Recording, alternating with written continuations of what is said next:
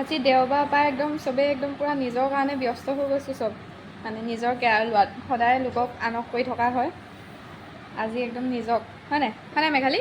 কৈ দিয়াচোন, তুমি জীৱনত প্ৰথমবাৰ হেয়াৰ স্পা কৰিছানে? হয়। মোৰ প্ৰথম। তই ক। প্ৰথমে কৰিম, লোকক কৰোঁতে আমাৰ নিজৰে কৰিব থাকি গৈছে। জীৱনত দেওবাৰ বুলি পূৰা লাগি গৈছোঁ। সেইকাৰণে দেওবাৰ বুলি পূৰা লাগি গৈছোঁ আৰু। জীৱনত প্ৰথমবাৰ, তাকো আমাৰ ঘৰত। বিহু আমি মানে চিপচ হয় দেই, সেইকাৰণে গৈ মানে আমি পাৰ্লাৰত নকৰোঁ, ঘৰতে কৰিছোঁ। আগে নিজে শিকি ল'লোঁ, তাৰপৰা এতিয়া পূৰা নিজে কৰি আছোঁ। ইউজ কৰিছোঁ।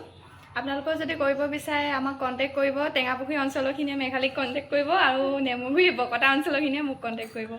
থ্ৰেডিং হওক, ফেচিয়েল হওক, স্পা হওক, যি বিচাৰে আপোনালোকে, হেনা হওক, পেনিকিয়ৰ, পেডিকিয়ৰ, গোটেইখিনি।